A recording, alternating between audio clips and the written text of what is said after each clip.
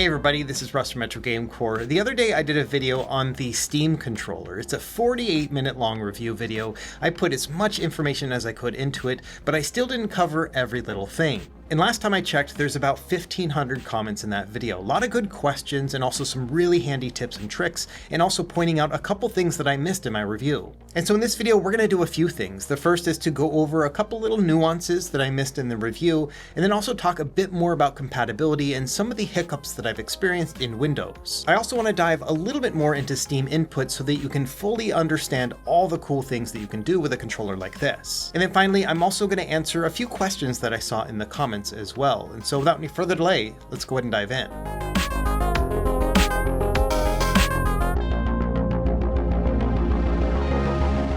Okay, so one of the main questions I got is, what is this thing that I'm testing on? So this is the Asus ROG Flow Z13. I did a review of it about a year ago. I'll leave it linked down below. It's a very powerful tablet PC, and usually it has like a detachable keyboard and trackpad. I'm just not using it right now. But yeah, really nice. I don't really recommend it though because it is super expensive. It's $2,400 for this thing. It runs the Strix Halo chipset, so very powerful, really great for demonstrations like this. It's my main Windows PC, but yes, very pricey. Let's talk about the major mistake I made in my review. I left a pinned comment as soon as I figured it out, but I still think it's worth addressing. So number one is that one of my main complaints about using this thing on Windows is that in big picture mode, you cannot use it in mouse mode. So you can't navigate around, and that causes all sorts of issues because when you use Steam in Windows like this, many times the window itself won't focus correctly, and it's really hard to be able to get it back into focus if you don't have something like a touch screen or a keyboard and mouse nearby.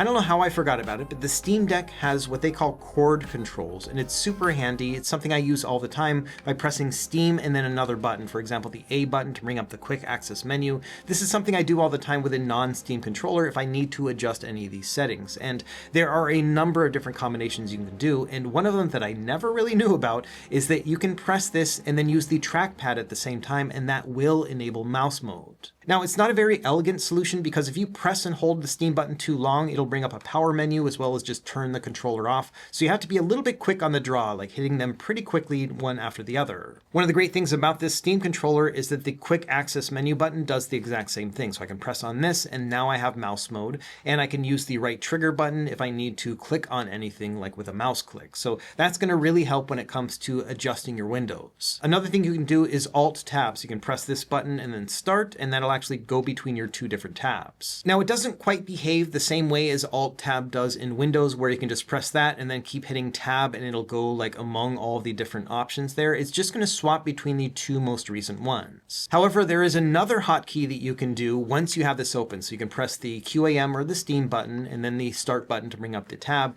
and then you can use the R5 button, this one back here, and that will actually cycle through them. So you do have the options, but you just kind of have to memorize all the keys that are required to do it.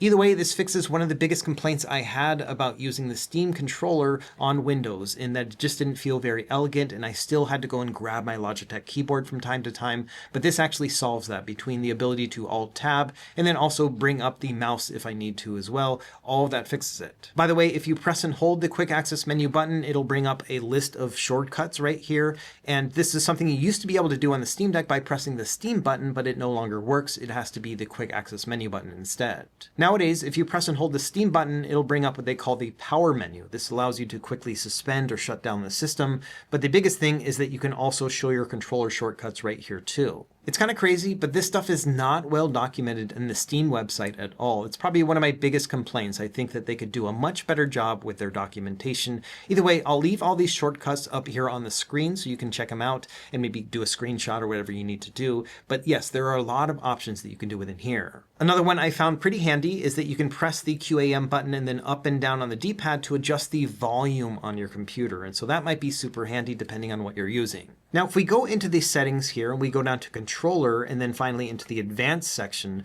we actually have some options that are worth talking about when it comes to these chord buttons. The first is that there's a toggle to turn this on or off. It says enable guide button chords for controllers. If we turn this off, I no longer have the ability to use this in mouse mode. So you definitely need to turn that one on first. By default, I think it's already going to be on, but just in case you happen to turn it off, make sure you toggle it back on. Also down here on the bottom, they have two options which are called non-game controller layouts. We're going to talk about this quite a bit in a minute, but there is a guide button chord layout. If we go into edit right here and then view layout, you can actually see these are all of those shortcuts as well. And on top of that, you could go back and then edit each of them too. So if you don't like how some of these chords are set up, you can actually just adjust this yourself. Okay, so that was the big one. You can use this thing as a mouse as you're using it as a controller in big picture mode. So I think this will be a good living room controller even if you're using Windows. You don't have to grab an extra keyboard. This is probably going to be just fine.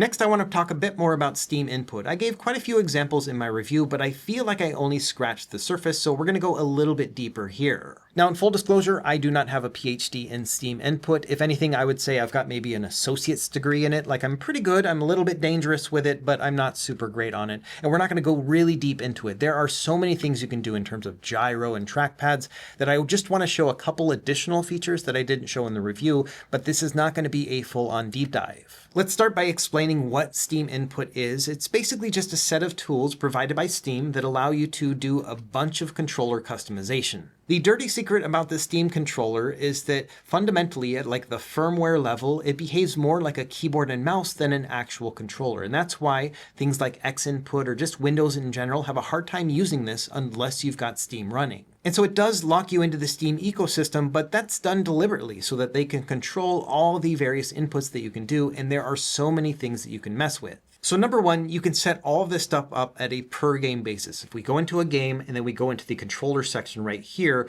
you will see that we have a bunch of different options. And right at the start, you're going to have quick settings. So these are the things they assume you're probably going to want to adjust, but then also you can go in and edit the layout and adjust any of the things one by one. And an important factor is that all of your customization will be tied to your Steam account, which means that if you go and use this on a different computer with the same controller, it's going to remember all of the things that you had set up. And so that makes it very handy. You really just have to make one big configuration for your game, and that's it, just a one-time thing. Now, beyond just adjusting each of the individual buttons and all the other functions, which we'll do here in a second, you can also go into the different layouts and templates. So you can see that the recommended layout will generally be this one. It says gamepad with joystick trackpad.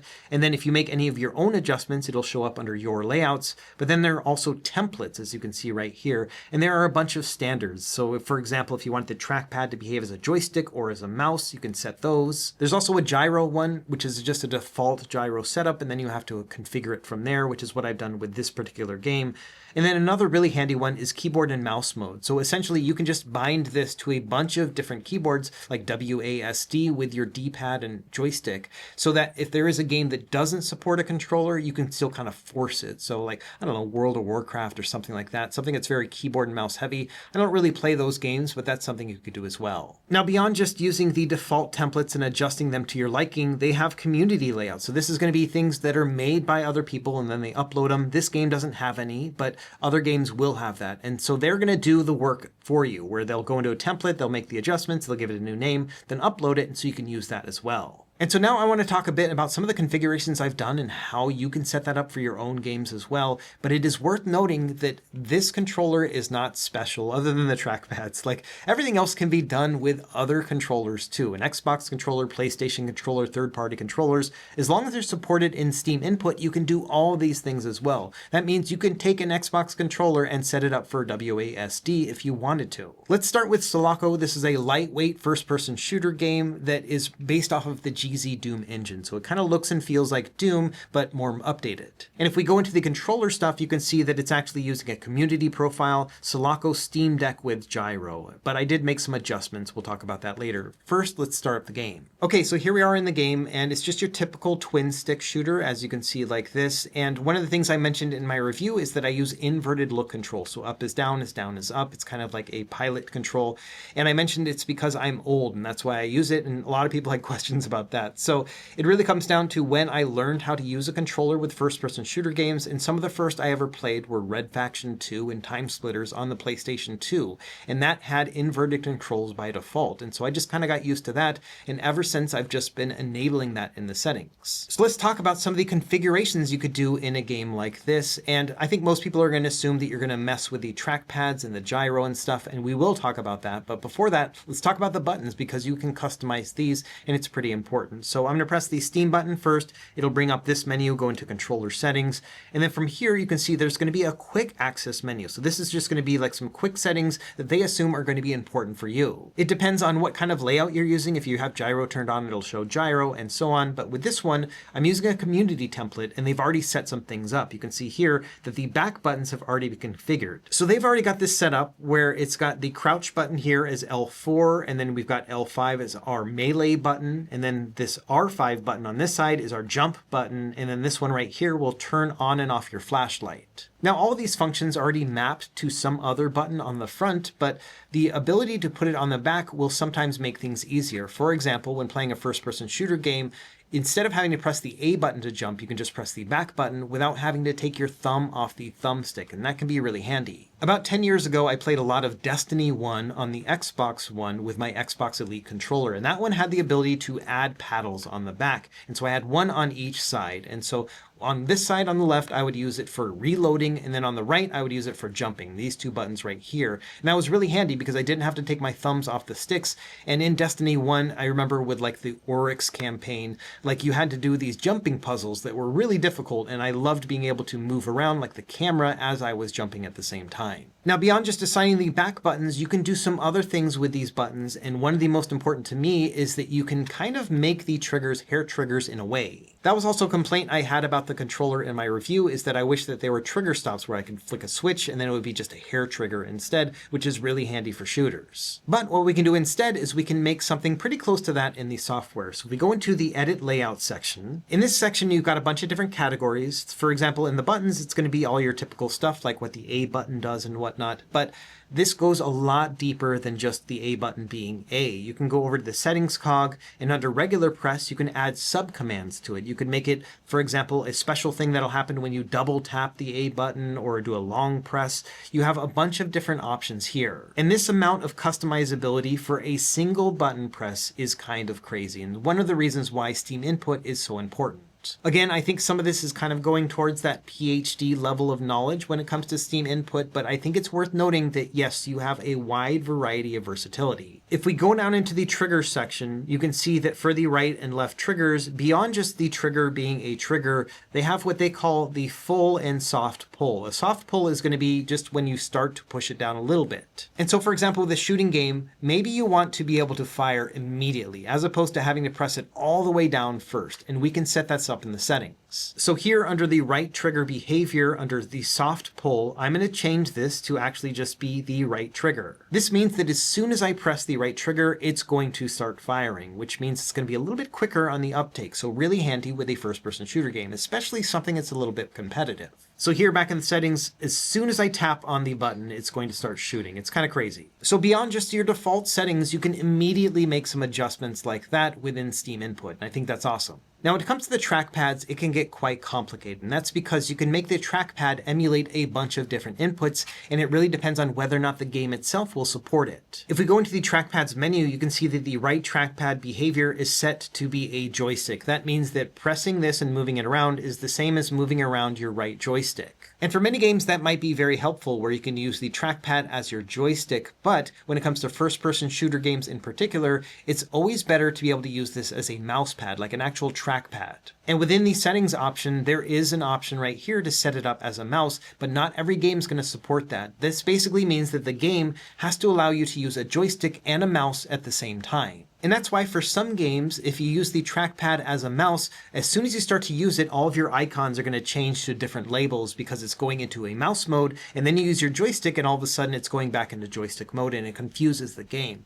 Many first-person shooter games, especially more modern ones, understand that this is a configuration that people like, and so they actually allow you to do both, but some of the older games won't. Luckily, Sulaco is a game that allows you to do mouse trackpad as well as joystick at the same time, so I can use this no problem. Like I mentioned in my review, I also, when I use a trackpad, I just use it regular. I don't use it inverted. It's only the stick that I actually like to be inverted, and I can go between the two and it doesn't break my brain. So the nice thing about using a trackpad as a mouse in an FPS game is that it's a lot faster and more precise, and you can go exactly where you need to. If you're playing an FPS game with a mouse, then the movements are usually going to be very precise, where you know if you just move that much, it's going to move the cursor that much, and it's going to be that way every single time. A joystick is a little bit more nuanced. And so using a mouse trackpad allows you to use muscle muscle memory to know exactly where you're going to be when you move your thumb in a specific position. Personally, I use a controller when playing these types of games, but for someone who's used to a mouse and keyboard setup, this is going to be really great. Now let's say you're playing a game that doesn't support using a controller and the mouse at the same time. Let's pretend that this one doesn't. So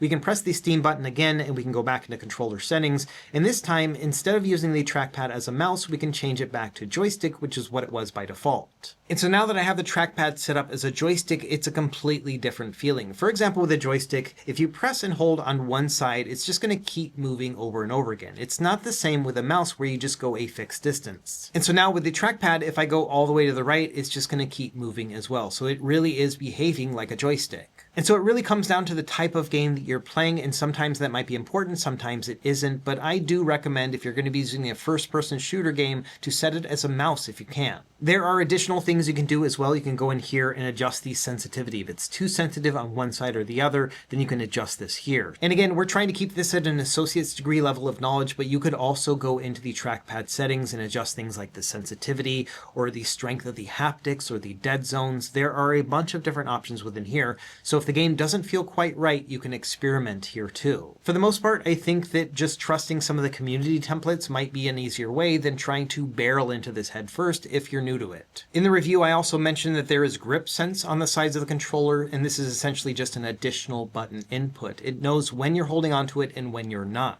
The example I used in the video is that I mapped the left side here to be the select button when I let go of it. So if I let go, it's going to press the select button and show me my quick menu map, which is the same thing as pressing that button here. If I release it again, it's going to take it off. If we look in the settings, there are a bunch of other things we can do beyond just the release press. For example, if you wanted to double tap it, like a double press, you could do that instead. But I found the release press makes the most sense to me. My only complaint about this whole setup is that there's no sensitivity adjustment. I would like it to be a little bit less sensitive than it is. Sometimes I'll just adjust my hand or, maybe reach for a button and it'll activate it on accident. And so it's a little bit more sensitive than I would like, but still a very handy feature. I like the fact that we have it in the first place. My guess is that over time, people are going to come up with even more inventive ways to use these grip senses. I know a lot of people are going to be using it to activate and deactivate gyro, which is our next topic, but I just wanted to mention again that we have an additional button input on the Steam controller that we don't have elsewhere, which is this grip sense option. Okay, now let's talk about gyro. Some people love it, some people hate it, and I'm of the opinion that I appreciate it and I understand how it works, but it's not something I use very often. But I still want to show you a couple things you can do that are pretty cool. For this, we're going to go back to the Sulaco game, and let me show you how to configure it in the first place. We're going to go back into the game and into the controller settings. And then under the gyro section, we've got three different main options that I like to focus on. The first is gyro to mouse. That's going to essentially mean that you move this around. It's going to function like a mouse pad, which I often think with a first-person shooter game, that's going to be ideal. Another important one is gyro to joystick camera. So this one is going to be handy if you're playing something like a first-person shooter game and it doesn't support using the mouse and a controller at the same time. This is essentially, again, going to make it like the right stick, but with a more FPS-minded mode. And then finally, the other one that I will often use is called gyro to joystick deflection. This one is essentially going to be the same as moving a joystick, but on the trackpad. So it's a little bit different than using it as a camera. This is going to be better for things like driving games and flying games in particular. I'll show you some examples later on, but for now, let's stick with Sulaco, which works with gyro to mouse. Now, once you've got that figured out, I would recommend going into the settings section, and the first thing is very important. It says choose gyro buttons. This is going to be basically your activation button. You can see that I have it set to the L2 button. That means when I aim down the sights, that's when gyro is activated. When it's not, then I can just move around with these joysticks and then use that for a little bit more precise input. Like with the trackpads, there's a lot of nuance within here too. You can adjust your angle calibration, your sensitivity to the gyro in general. You can invert the outputs, and then you can do things like adjusting the dead zones and so on. Gyro is very complicated and nuanced, so my main recommendation would be to use community templates because those often will have other people doing the work for you. So at this point, I've basically fully configured Sulaco the way that I want. I've got the ability to use quickfire with the trigger, which is the first thing I showed off. I can use the joysticks as normally, and then I can also use the trackpad as a mouse if I need to. And then finally, the last thing I now have set up is that if I press and aim down the sights, gyro is going to work as well. It's not super sensitive, as you can see here. Like, I'm not going all the way across the map or anything, but this is perfect if I'm trying to really dial it in. Someone recently explained the perspective of using gyro in your mind and how it kind of helps. And so the way they explained it is that you use the controller as your keyboard. So this is going to be your movement of your character.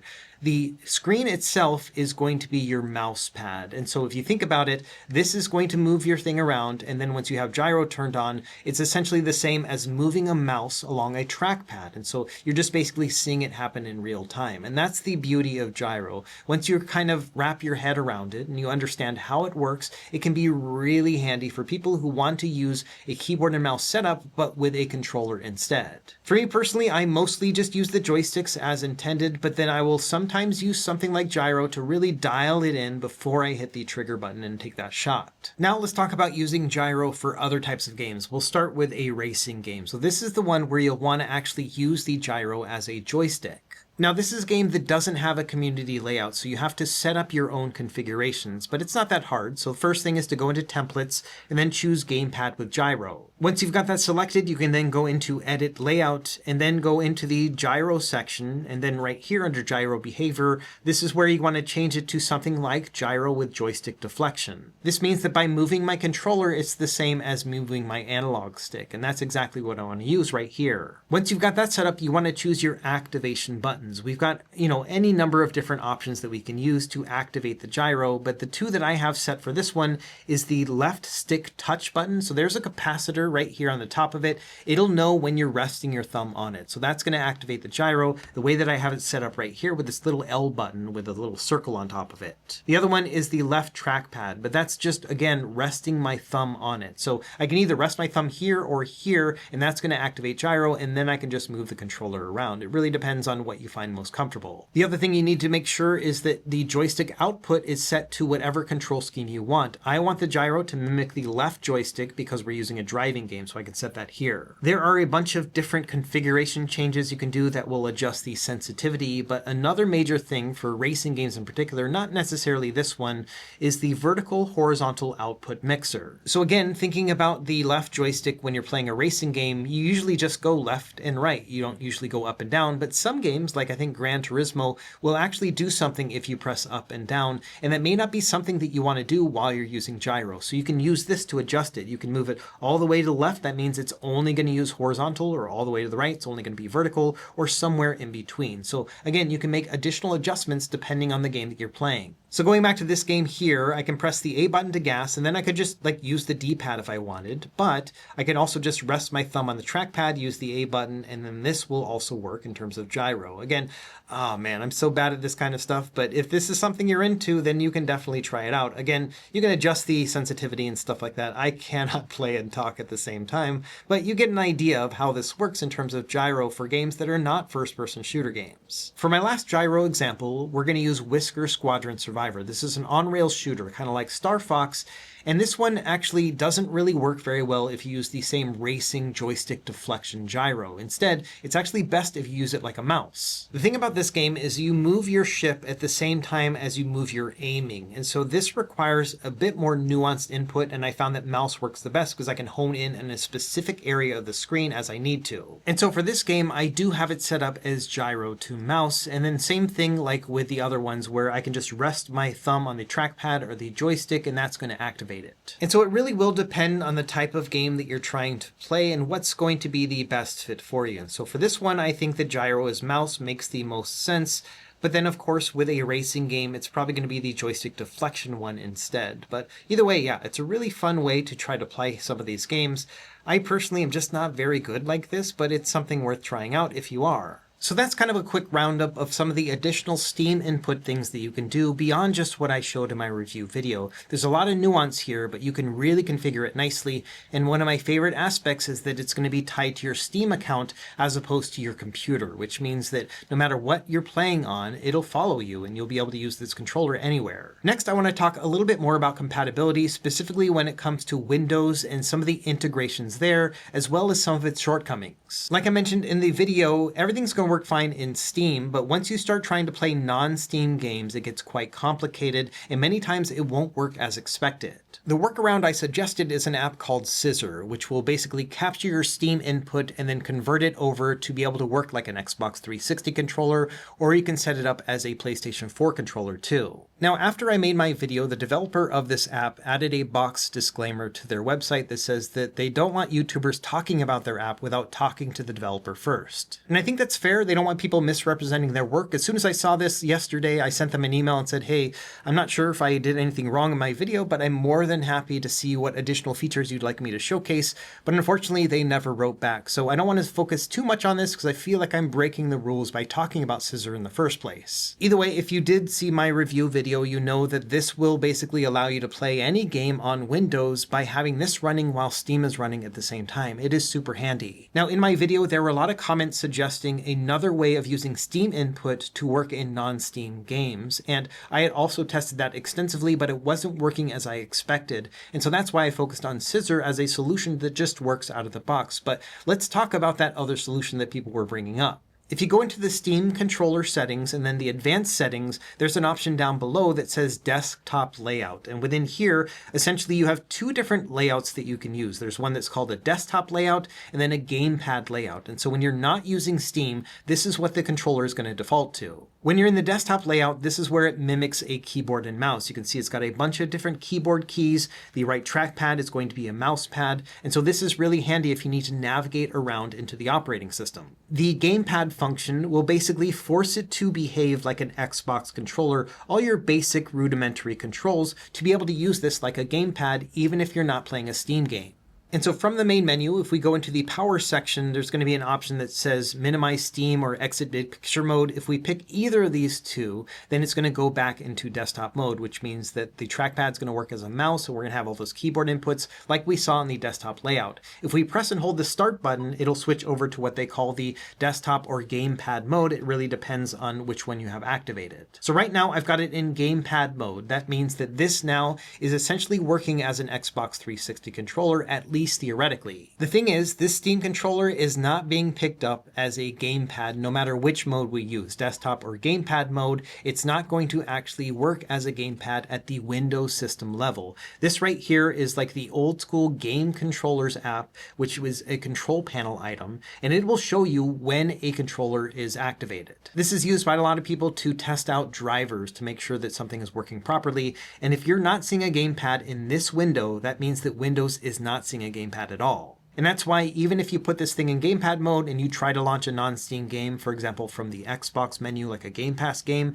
it's just not going to work at all. If you take just about any other controller, like for example this random 8BitDo Ultimate 2 that I've got sitting right here, I can just plug this in and give it a second and it immediately gets picked up as a controller. And so even though theoretically the Steam controller is supposed to function like that and be picked up as a gamepad, it just doesn't work. The confusing thing is that the Steam controller will still output those buttons. If it's in gamepad mode in the desktop mode like we have right now, it will still make the A button A and whatnot. But the problem is Windows doesn't see it as a controller. It sees this thing as an additional keyboard that happens to be pressing a controller button. And so if I try to launch a Game Pass game without going and adding it as a non-Steam game, you can see right here that yes, it's not picking up anything at all. And this is in gamepad mode. And so unfortunately, even though that function is supposed to work, it's not really working well with Windows. And I don't think this is a Steam problem. It's more of a Windows compatibility thing. And maybe there's a firmware update that would work. But at the end of the day, yes, it unfortunately just does not work properly. I did the same tests on Mac and sometimes it actually would work. It really depended on the game. And so it all just seems like it's a bit hit or miss, and it makes sense. The Steam controller is still not even officially out just yet, and when the Steam Deck came out, it had all sorts of issues as well, so I'm hoping that this is just something that will be fixed in a later update. I also was concerned that maybe it was an Xbox app thing. By launching a game through Game Pass, that was causing the problem, but I also downloaded some offline files from GOG, and yeah, same thing here, where those games would not pick up on the controller at all. And so for now, the best solution remains that Scissor app, which I'm not supposed to be talking about. But yes, this one works really great. If you install this on Windows and then just have it running in the background, then it will function like a regular controller no matter what app or game you're playing. Okay, for the last section, I've got a bunch of questions that didn't fit into the rest, and I just wanted to answer them outright. The first was, a lot of people were wondering, why do I have a Windows PC as my living room computer? And the truth is that I've got two different ones. I've got a Linux-based one running Bazzite, and I've also got one running Windows. And the reason why I like having a Windows one in my living room is because that's what I like to play Destiny 2 on, which, because of DRM issues, only works on Windows right now. It doesn't work on Linux. And so that's one of the reasons why I have it. A whole PC so that I can play Destiny 2. I really like that game. The second part is that I can use that for mods. Now, you can use mods on the Linux-based operating systems as well, but some of the Nexus mods just work a little bit better. So for example, Resident Evil 4, that was a game I just recently beat a couple weeks ago, and I used a couple mods to get me through that, and it worked a lot better on Windows, so I do have it around for that. Another question I saw was that I showed how you could wake a Windows computer from sleep, and that works really seamlessly, but a lot of people were asking about, what about SteamOS and Bazzite? You know, maybe they've got like a Bazzite PC hooked up to the living room, or maybe a docked Steam Deck, and can you wake this one from sleep? And unfortunately, as I'm making this video, you cannot. I'm going to use the Steam Deck here plugged into the puck as an example, but I also did test this with the dock and whatnot. But yes, if you go in here and go into power and go into sleep, once it goes to sleep, it'll obviously put this to sleep, and it also, after a moment, will shut down the controller. But from there, once you try to turn the controller on, it's not going to wake the device from sleep. And I think this really is just something that needs to be updated in the firmware, because it's got to work at some point. I cannot imagine that Valve is going to release the Steam Machine, which is going to be a living room PC, and it cannot wake from sleep. And so I think this is just something that's probably still in the works, but they haven't pushed out to the public just yet. And of note, I'm just using the stable version of SteamOS and Bazzite. I'm not going into the beta channels or anything else like that. So it may be something that is coming very soon, but as of right now, yeah, unfortunately, it doesn't work. And I don't want to promise that something is going to happen in the future, but I just can't imagine that it won't once they release the Steam Machine. For now, you're just going to have to suffer like everybody else and press on the power button to wake your device from sleep. I realize it's a bunch of additional work, but at that point, yes, it'll work out just fine. So again, I think it's something that will happen in the future, but not just yet. Now, you might be able to wake the device from sleep via Bluetooth, but unfortunately, that's not something I can test right now for the most mundane of reasons, and that's because I cannot figure out how to get this device into Bluetooth pairing mode. I already showed how you can switch over to Bluetooth mode, which is pressing the right bumper, then B, and then Steam button. That will flash with a blue color here on the LED, and then you can pair it. But the thing is, after you've paired it to one machine, it's always going to try to pair to that same machine again, and it's not going to go into pairing mode. So I did all my Bluetooth testing, but with my Windows tablet PC, and that's now the only thing I can connect to right now. I cannot figure out how to put this thing into pairing mode. With the old Steam controller, it was by pressing Y and then the Steam button. After a couple seconds, it would start to blink more quickly, but unfortunately that does not work. I've tried so many different combinations and I cannot figure it out. And so hopefully at some point Steam will release some sort of documentation for this controller that will show you something as simple and mundane as being able to go into Bluetooth pairing, but for right now I haven't figured it out. If I do figure it out, I will leave it in a pinned comment in this video, but for now I'm not able to test Bluetooth beyond just the one computer I paired it to. I don't think it's the end of the world. After all, the puck and the wired setup work absolutely fine, and that's what I prefer anyway, but it would have been nice to be able to test that more thoroughly. And that leads to the last question people were asking me, because I showed that in Android and iOS and iPadOS, it just goes into lizard mode, which is essentially working as a keyboard and mouse. But people were asking, well, does Steam Link still work? Because with the original Steam controller, you could use Bluetooth to connect to your Android or iOS device and then use it for Steam Link. And unfortunately, if you go in here into the controller section, there is an option that says pair controller, and you can see it says pair a Steam controller, and it says, okay, put it into Bluetooth mode and then pairing mode, and then you can try it out. But like I just mentioned, I can't figure out how to get this thing into Bluetooth pairing mode, so I wasn't able to test that. So it may come to pass that yes, you can use this for Steam Link specifically on mobile, but right now I don't have the tools to be able to test that for you. Again, I'll leave it in a pinned comment down below if I'm able to figure this out. And one other thing I just forgot, but other people had asked about too, is about the back button. So a lot of people were saying that, you know, maybe I was wrong about how these buttons are too easy to press.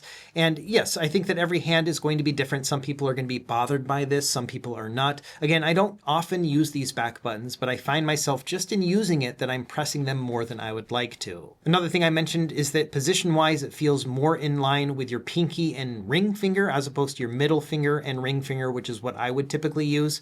But I know that a lot of people also use these two fingers like on the triggers at all times. So they play like this. That's not a very natural thing for me, but I know there are people who do it. And in that regard, yes, it's going to be a pretty nice claw grip like that. Personally, I just don't play like that. I usually play like this, and then I would like to have these two buttons and then the pinky button for leverage. And so that's why positionally, I think I would benefit from having this moved up a little bit more. But again, it depends on your hands, your size of your hands. I got medium-sized hands, and also the way that you hold a controller. And so for me, it is a little bit awkward, but for you, it may not be. So I'm not saying that these back buttons are bad. I just think they're a little bit easier to press than I would like. And the way that I hold a controller makes it feel a little bit awkward. I think that over time, I'll probably get used to it. But as it stands right now, as I'm trying to kind of acclimate to this controller, which I've only had for about 4 days at this point, then yes, it still feels like a little bit of a weird thing for me. Anyway, that's all I got for this video. I don't want to belabor the point too much, but I wanted to get this out before the orders go live just to answer any of those burning questions that you had. And I hope that I answered them, or at least showed you a little bit more of what the Steam controller can do. Let me know if you've got any questions down below. And as always, thank you for watching. Be sure to like and subscribe if you found this helpful, and we will see you next time. Happy gaming.